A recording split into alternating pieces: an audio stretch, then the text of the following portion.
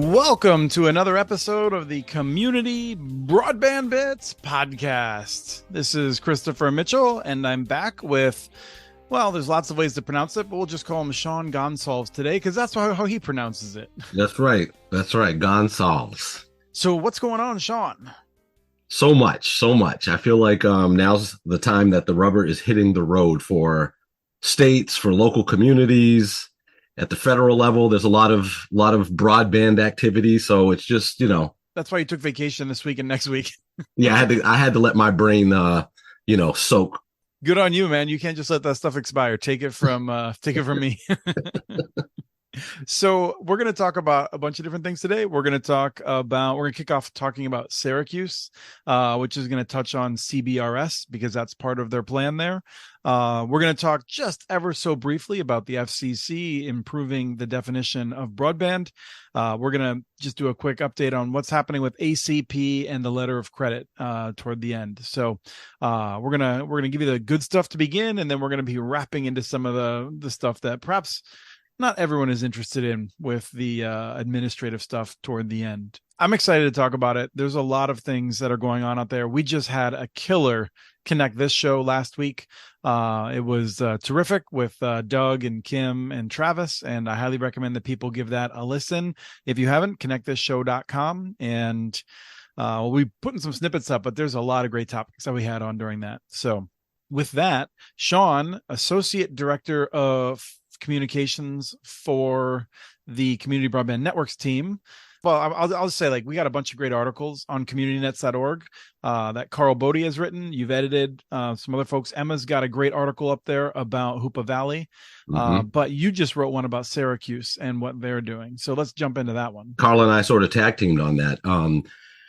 So Syracuse, city of 145,000, which we were in actually not too long ago. Like a lot of cities, and this is why the story, I think, is instructive, because like a lot of cities who are probably not going to get much by way of BEAD dollars, if any at all, are, looking to put their rescue plan dollars to work. And so Syracuse, has a significant number of, low income residents, and they want to get quality broadband connections to those residents at little or no cost. And so the city of Syracuse put $3.5 million of their ARPA funds to fund this effort that's been dubbed SurgeLink, which is the name for this wireless network that they're building that it's fixed wireless, and they want to be able to deliver that to 2,500 underserved Syracuse households. So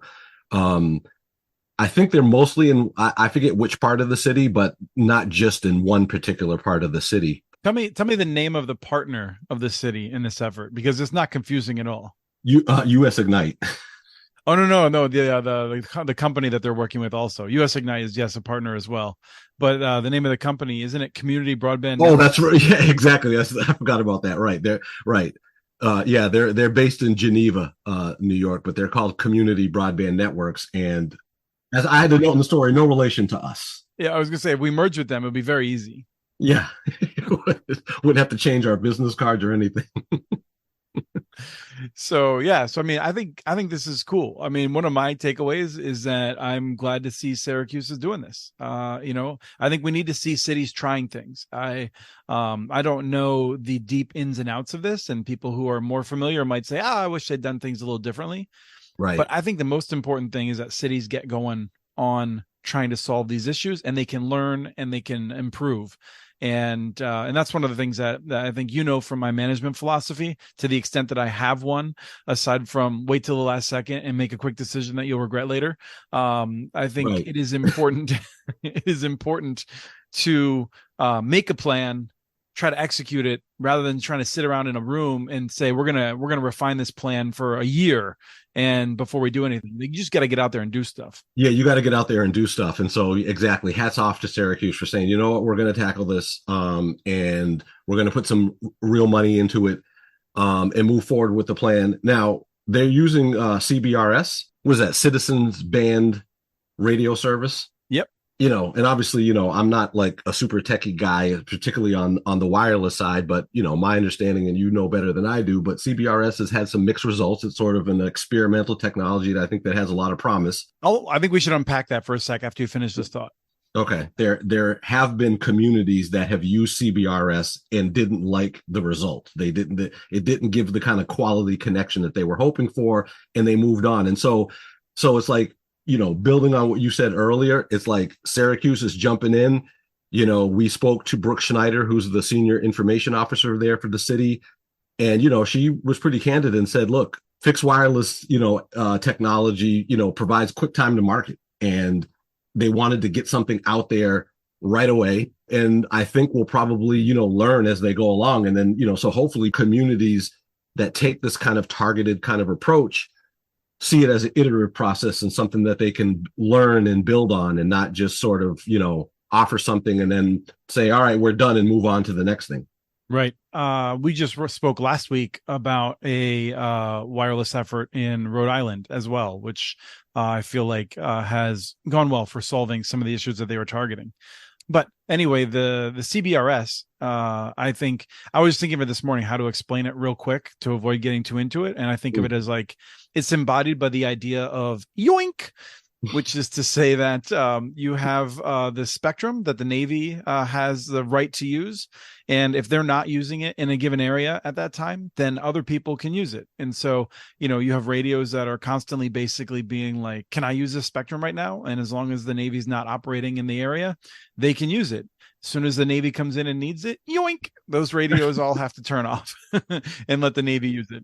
So you're telling me that if you're on the coast, that could be an issue. But if you're in Kansas, the Navy's probably not going to need it quite as much. Right. Although I'll remind you that the Navy does have air training facilities and other facilities around where they might be using some of this in different ways. So absolutely. If you're in San Diego, good luck. It's going to be difficult because you're right next to the border also. So you got real challenges. But then the spectrum is split even further in that you have entities that have paid for prioritized access to it. And the cable companies tended to buy this at auction and a few others. And so then there's some stuff that's left over for others to use as long as they follow basic rules. And, RAI is a certified installer of CBRS. We've tried to learn quite a bit about this. And I think it's just useful to note that this has worked out very well in areas where you don't have a lot of congestion with spectrum. So out at Hoopa Valley, Spaggy, and the networks we've talked about with Acorn Wireless before, they're really putting it to great use, and it's fantastic for them up in the Redwoods. In other areas, Yonkers, their experience was not as good. I think there's more congestion. They're building materials for trying to get it into big apartment buildings. It just didn't provide a good option. I think Tucson as well didn't have a great experience with it, although we haven't checked in with them recently, so I don't really know. I think that might have been a lack of outreach in the community as opposed to a technical issue, but you're right. They did put a big effort behind CBRS. So there are definitely mixed results. Now, I want to note that there's a trade organization of the big wireless companies that want to gobble up all the spectrum and not let anyone else use it. So we'll have to pay them to have access to it. That's a trade group called CTIA. And they've been telling everyone that CBRS doesn't work. Now, when we're talking about how CBRS isn't doing the job good enough in places like Yonkers, the reason for that is because there's not enough spectrum available. Like the concept of sharing spectrum is good. It works. It's proven. We need to do a lot more of it. And so I just want to be careful as people are talking about this to understand different nuances around, like, where is there a problem because of the concept of sharing spectrum? I don't really see one. It's working out pretty well, and we could do a lot more of it. It would be more efficient use of the spectrum that the public owns and leases to private companies or others. But there are problems because there's so little spectrum that's been dedicated to this that you just can't get a lot of people connected with high quality connections. So I hope we'll see more of this kind of approach. Right. Well, and, to me, the takeaway I think you hit on right off the bat on Syracuse, which is, and I think about this a lot in Massachusetts where I live. There's a lot of cities and towns that are not going to get BEAD dollars, that are itching to do something. And one of the things in talking to different folks in these different communities is to remind them that, listen, you don't necessarily need to build a citywide municipal broadband network. It's worth thinking about more targeted approaches.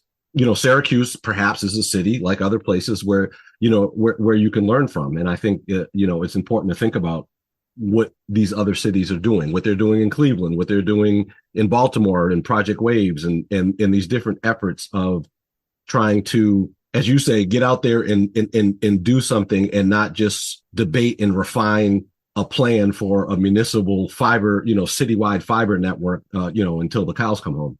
Mm-hmm.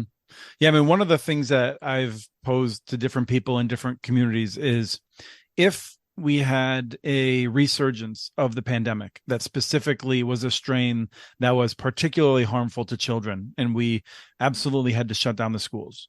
I'm not talking about like a debate about whether, is it worth it or not? Like something, I mean, it could go real dark, right? And like we have to quarantine children just for a thought experiment. How many kids would still be without high quality access in the home compared to how many were without it in 2020? And most people think that number has not changed that much. I think it has gotten better in a number of places, but there's still tons of places where, that Comcast Internet Essentials isn't getting the job done, where they don't have an alternative. And we need to do better. And this is, the beginning of doing better, I think. The one last thing I wanted to throw in before we move on is that one of the things that should be great about CBRS, and I think would be great for another solution in this, is the prospect of this is, I mean, in fact, it's actually, I'm going to guess that CBRS is actually more of a mobile wireless in some ways with certain implementations. You could do it fixed or not. But one of the goals is that you give a family a puck. They could get it at a library or something. They take it home. There doesn't have to be an installation on the home. And, if you have a situation where kids are spending one night in one place and then they spend Wednesday and Thursdays in a different place, and that's still under the same CBRS network, like they can move around with it. And that's what we need for these families. Yeah, I mean, that's actually really cool and more in line with, I think, the reality, that, lots of families are dealing with. That's a great point. So speaking of great points, the FCC is moving forward with improving the definition of broadband. It's been a minute. We're approaching, basically, I mean, the speed definition that we are using right now was adopted, I want to say 8 years ago, maybe 8.5 years ago now, which means it was based on research that is almost 10 years old. Needs have changed over that time. We're just going to say very briefly about this. We're not going to get in deep on it. But the FCC, I think they're poised to adopt a new definition that's 100 by 20. What's your first reaction to that? My first reaction is great, because I wouldn't expect them to do anything more, because not that they shouldn't, but given the kind of the political realities and who they've got in their ear, I'm quite sure that, obviously it's easy to make the case that it should be a symmetrical, 100. But I'm sure that there are different, elements out there that would like to keep it at 100 over 20. Right. And I think this gets to a question of what should this definition do? Should this definition reflect the minimum capacity that is needed for your typical family or typical household to use the applications that are available today? Or should this be a definition that is like forward looking and tries to spur innovation and that sort of thing? Absolutely. And I fall squarely in the camp of thinking about this in terms of peak usage down the road, and not just what's sort of good enough for today. And then, and then we'll have this perennial debate every 10 years or so about how hopelessly outdated the definition is. So I think the FCC might have then come up with a strategy, and I don't fully understand this yet. I mean, I just saw this an hour or two ago, so I haven't had time to give it a thought or to ask people who are smarter than me what they think about it. So, I'll feel pretty dumb if in 2 weeks I'm like, oh, this is terrible. But right now I'm feeling pretty good about the fact that they're suggesting that they want to have like a visionary goal then of a gigabit down, 500 megabit up. To me, that seems reasonable. That's where we want to be. We want people to, and this gets to like our electric grid, right? Like we make sure there's plenty of electricity out there, well more than every family needs today because of that margin for growth. We don't know what's going to be happening, and we should be doing that with our networks too. And I think that sort of reach goal of what we're looking for, putting that into words, not statute in this case, but putting that into a rule can be a good step. Absolutely. Absolutely. And we'll see where it goes. Now that they finally have a 3-2 majority, maybe they can get a few things done. Right. Now, I'll just also say that I've often talked about the need for more symmetrical networks, but I've never felt that they have to be perfectly symmetrical. Mm. In my mind, 500 megabits up, a gigabit up is basically the same for the purpose of the vast majority of people. So that's Mm-hmm. not something I'm going to like freak out about myself. You're not going to die on that hill.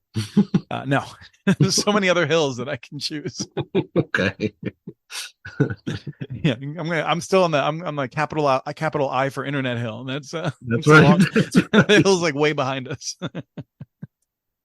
The other thing was then ACP. You just wrote about changes to the Affordable Connectivity Plan. Well, really, I think updates in terms of the politics around it and that sort of thing. You've long had a complicated relationship with ACP, I feel like. That's So, right. so That's what are you right. thinking now? I mean, well, first of all, finally, the White House is making a formal request from Congress to at least keep the program running until pretty much the end of 2024. Folks should know that it's projected to run out of funds probably in the spring of next year in 2024. The Biden White House is asking for another $6 billion to keep it going. The White House though says it will last until the end. That would keep it viable to the end of December of 2024. But our internal calculations disagree a little bit. You would actually need 6.9 billion to get it to the end of the year, but with the 6 billion to get us to November. Which again, anything that we can do to extend the life of ACP is a good thing. What might have to be compromised, how this will all play out, we don't know. But let's just assume for a moment that, and there seems to be quite a bit of bipartisan support in Congress for extending ACP. So I gotta believe that there's probably something that will get worked out. But this is so little. I mean, like the fact that this is not a solution. I mean, and let me. No, it's kicking the can down the road. But I want to take issue. You said finally the White House has asked Congress. Like, I don't know if you read the academic literature on the bully pulpit, because I don't. Mm. But I did read a magazine article at some point, and and it suggested that if you look at like the Obama administration, for instance, like there's this idea that presidents can like get out there, they can speak eloquently and change people's minds. And if I'm recalling correctly, and Rye will probably make fun of me if I'm not, because he will have read this in greater depth than I have. That when Obama would prioritize an issue and try to use the bully pulpit, he might increase public support for that issue a little bit. But what he would really do is harden resistance to it.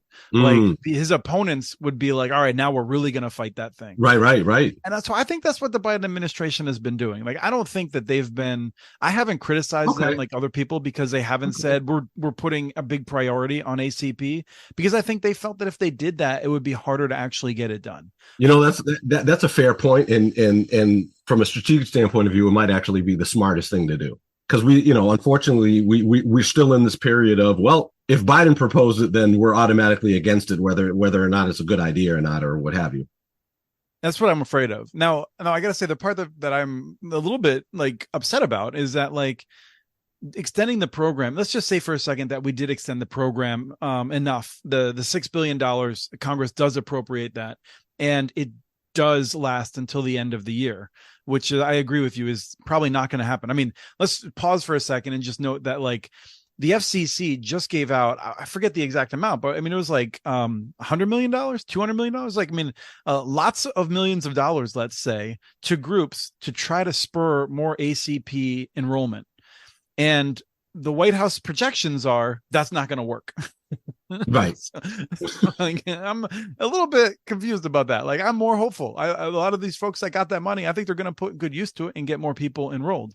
But at the same time, the issue is that if it is going to run out of money in December, that means that in the summer of 2024, they got to start preparing to shut it down.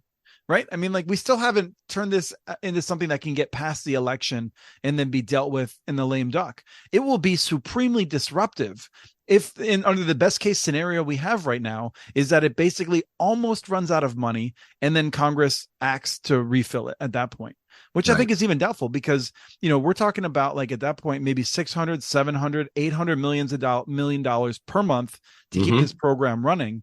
And I think you and I have long felt that this is an important short-term program. There needs to be a longer-term thing, but the states and the federal government sure aren't doing anything. You got Syracuse is stepping up, right? Like Chattanooga solved this problem a long time ago. A lot of municipal networks are doing their part, but like there's no solution in the vast majority of places that is going to take the place of this thing eventually. Exactly. That in and of itself is pretty discouraging. And I just don't want to think about what happens if all of a sudden, tens of millions of folks no longer have the benefit. It's an important band-aid until we can kind of get some more structural solutions and what have you. But I think also that one thing that I don't hear enough being argued in making the case for why ACP is important. Of course, it's important for low-income households to be online. But I think particularly as BEAD is rolling out and they're building networks, especially in rural areas, ACP is going to be really important for the economics on a lot of these networks, tribal networks, but in rural areas. If a significant chunk of a subscriber base needs ACP, that's going to make a huge difference in whether networks are going to be financially sustainable. And I don't hear that case being made often enough. And I think it's, it's an important thing to consider in this, internet for all era that we're in. And as BEAD rolls out, and, you've got all these states that, are trying to encourage public-private partnerships. Now, losing the ACP won't be as big of an issue for like maybe the big national companies, but for independent ISPs who could perhaps build new networks in rural areas and what have you, the ACP is an important component in financial sustainability of those networks, or even, whether or not a particular area might be attractive enough to serve. Right. And I actually think it may be a significant input for the big carriers. Charter, I feel like, has really strategized around trying to get every single person that could get the ACP to get it. And I think, at one point, I think someone did the numbers and Charter was getting, like a big chunk of it, to the extent of which would be more than $1 billion a year. Now, that's not all their profit, obviously, but it's it's a significant chunk that if they were to lose it, would be a big deal. And that's from, frankly, it makes me a little frustrated. I don't know what Comcast proportion is, but Comcast does a far better job than Charter does of actually serving low income folks. So. Well, and all the more reason why you need that long-term solution, because when you're planning and if you've got all of this uncertainty about whether or not the ACP is going to be around, it's just not a good environment to be planning and thinking about spending, an enormous amount of capital to build new networks with this big of a sort of part of the economic equation in this uncertainty. Right. Now, the other thing is that one thing that will be good is that the White House has asked for removing the device payment option, the $100 device credit that's a part of the ACP. I've talked to some ISPs that have done a good job with trying to use that, but most, I think, haven't done anything with it. And a lot of the scammers are using that. And so I feel like getting rid of that would be good. I don't think that is money that is well spent. I think Congress needs to create a good program that would help get devices out there. But just getting the cheapest thing and giving to people, it's just creating a ton of e-waste, and it's unnecessary. And it's really making it easy for these fly-by-night companies to fool people. And I feel like they're like giving out these devices on the streets, being like, hey, get your free device. And then some of those people already had an ACP and they don't know what they're signing up for. And then it messes with them. And then the folks from NDIA, the National Digital Inclusion Alliance, like all those people that are part of that coalition, they're then using their time to try to roll that stuff back and make sure people can get it back. It's just that device stuff. It's not well thought out. It's not well executed on the whole. And so I'm sorry to the small number of ISPs that have used it effectively, but I think it's smart to get rid of that. And the other thing is I think they're thinking about reducing the eligibility. And this is something that is going to happen eventually, right? I mean, I think right now, like 4 out of 10 Americans are available or eligible for this. 52 million households are eligible. That's a pretty big chunk of America. Yeah. And so I feel like I'm eligible because my son has gone to a Title I school. And so we were eligible. We might not be. So the weird thing is, as you change schools over time, it's not always clear. But anyway, that's not an issue. I think it makes sense to continue having that kind of eligibility to make it easy for people. But the 200% above the poverty rate is what I think they're going to be changing. And unfortunately, one of the things I've heard is that it may make it harder for people to sign up then. Like the things that they will be reducing for eligible may be the things that allowed low income folks to be able to sign up more easily. And now they'd have to go through more paperwork, and they're not going to do it. Yeah, I mean, I'm quite certain that to the extent the ACP, continues to be funded, that there will be, or whatever, however they resolve this, there'll be some trade-offs. Yeah. Yeah. And I mean, that's what's going to happen, right? And at its best, it's not that good of a program. Like it is not going to structurally solve this issue. And that's something that we're trying to push others into reckoning with. That's right. We got to walk and chew gum at the same time on this. Yeah. So now the other thing, we've ranted about this over and over again. That only describes like 100 different things probably, but in this case, it's the letter of credit. Mm-hmm. we felt like NTIA did not need to incorporate that. It is a barrier for small ISPs and even mid-sized ISPs we've seen being able to potentially apply for these funds. We don't think it will do much to change the rate of default that will occur inevitably. There will be some projects that don't end up penciling out, and it is hard to figure out what projects those are ahead of time. Also, I think, this is something we've talked about on the Connect This show, is that I feel like there's so many things up front and then none of them are actually enforced on the back end that hard. And so they put more things up front to try to like gatekeep and make sure they only have viable projects. But I think they should do fewer things up front and have better enforcement of the rules that matter down the line. Because I mean, we just saw that with the last round of stimulus funding in 2010. So many of those networks were supposed to allow interconnection at reasonable terms, and they didn't. They just flouted that, and nobody busted them on it. And frankly, one of the problems was that no one wanted to call them publicly on it because they had to work with them, right? And so you need like an inspector general or someone that is actually checking these things out and has a process. That's one of the things I think we don't have. Right. Because I think I heard you say at one point that you were surprised that NTIA hadn't resolved this letter of credit issue a lot sooner. But yeah, we should celebrate. This is a small victory that we should celebrate. No, it's a big victory. It makes a big difference for a lot of small ISPs. I mean, the folks I've talked to from Connect Humanity and other organizations that did the hard work to educate NTIA about this and convince them to make this change, they're happy with it. So briefly, first of all, letter of credit is still required, but can be waived under different circumstances. Most importantly, perhaps more entities can offer a letter of credit, including a bunch of credit unions. And then it also allows for the use of performance bonds, which was an idea that was put forward. Yeah. And I think, as best I can tell, the difference between a performance bond and a letter of credit is that for a letter of credit, you got to have a chunk of money sitting in the bank, basically doing nothing except for securing that letter of credit. And in a performance bond, it's more like you just make a payment. You're like paying an entity and convincing them that you're going to perform well, but you don't have to set aside a big chunk of money that you're not allowed to put in the ground in the form of network. So that is a better dynamic, I think, for a lot of networks. They're not going to be happy about that, but they can do that.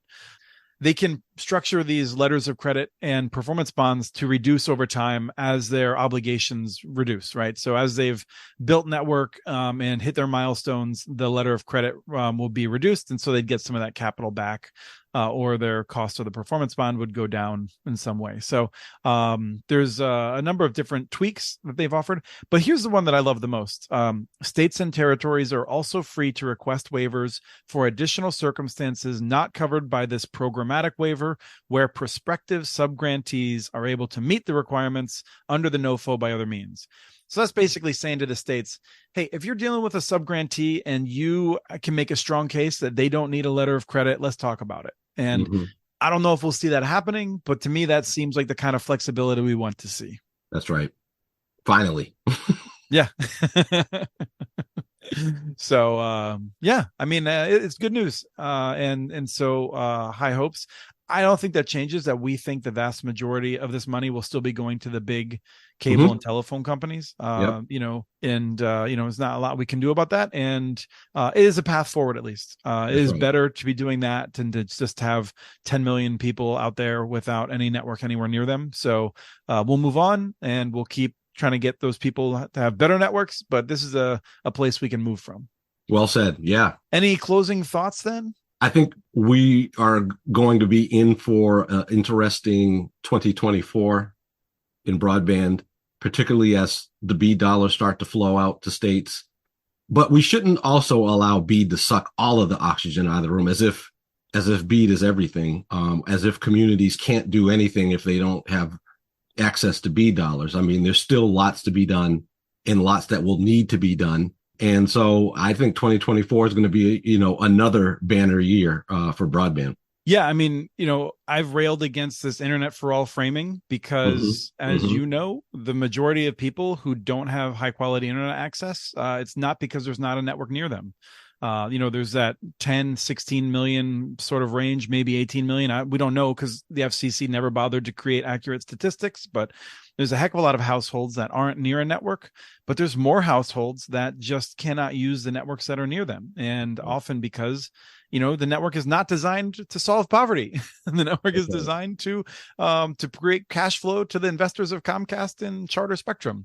Right. And, we need to get smarter about that and tackle that. So I 100% agree with you. And I agree with you on the framing of the internet for all. Listen, I'm a big fan of moonshots and high expectations and the whole nine. But the reality is that inevitably several years from now, when we still are, when people are scratching their head and being like, I thought this was supposed to be internet for all, and it's really just internet for some, that will end up being used as a way to criticize, this effort and the government and the Democrats or whatever as to why they shouldn't be doing these things. And so I worry about that. Yes. And I think we can end on this because based on what you're saying, like, if people want to engineer the perfect government program, it's not going to happen. That is a recipe for a thought experiment. You should go to a university and play around. But like in the real world, we got to do the best we can, try things, move on, and that's how you make a difference, not by coming up with a perfect program that has no downsides. Amen. Thank you, Sean. All right. Thank you. We have transcripts for this and other podcasts available at muninetworks.org/broadbandbits.